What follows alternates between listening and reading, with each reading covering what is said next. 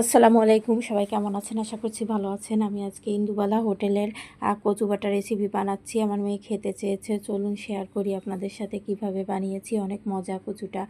এখানে হচ্ছে আমি শোলা কচু নিয়ে নিয়েছি 2টার মতো। আমি ডগাগুলো নিয়েছি ঘন্ট করার জন্য, আর বাকিগুলো ভাজি করব। আর মুখের থেকে নিয়েছি ভর্তা করার জন্য, যেহেতু কাঁচা ভর্তা করব এই জন্য মুখের থেকে নিতে হবে যাতে গলা না চুলকায়। আমি প্রথমে মুখের কচুগুলো নিয়ে হচ্ছে পানিতে ভিজিয়ে রেখেছি 10-15 মিনিটের মতো। এরপরে ভালো করে ধুয়ে নিয়েছি। ধুয়ে নিয়ে হচ্ছে গ্রেটারের সাহায্যে আমি গ্রেট করে নিয়েছি। আমি গ্রেট করে নিয়ে হচ্ছে একটু লবণ দিয়ে মেখে রেখে দিব 10-15 মিনিটের জন্য, পরিমাণ মতো লবণ দিয়ে, যাতে হচ্ছে গলা না চুলকায় এবং রসটা বের হয়ে যায়। এরপরে আমি বাটার জন্য নিয়ে নিয়েছি সরিষা, 10-12টা রসুনের কোয়া, দেশি রসুনের কোয়া। এরপরে নিয়েছি কাঁচামরিচ নিয়েছি 5-6টার মতো। আমি লাল মরিচও নিয়েছি সাথে। লবণ দিয়ে পরিমাণ মতো বেটে নিতে হবে।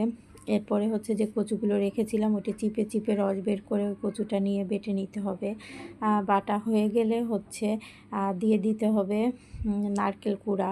আমি নারকেল কুড়িয়ে ফ্রিজে রেখেছিলাম, সেখান থেকে নারকেল কুড়া দিয়ে দিলাম। এরপরে 2-3 টেবিল চামচ 4 টেবিল চামচের মতো নারকেল কুড়া দিয়েছি। নারকেল কুড়া সহ বেটে নিয়ে হচ্ছে পাটার মধ্যেই হচ্ছে ভালো করে মিহি করে বেটে নিয়ে একটু সরিষার তেল দিয়ে দিয়েছি। পরিমাণ মতো সরিষার তেল দিয়ে ভালো করে মেখে নিলেই হচ্ছে ভর্তা রেডি। দেখতে পাচ্ছেন আমার ভর্তাটা রেডি হয়ে গেছে। অনেক মজা হয়েছে। সবাই ভালো থাকবেন। আমাদের জন্য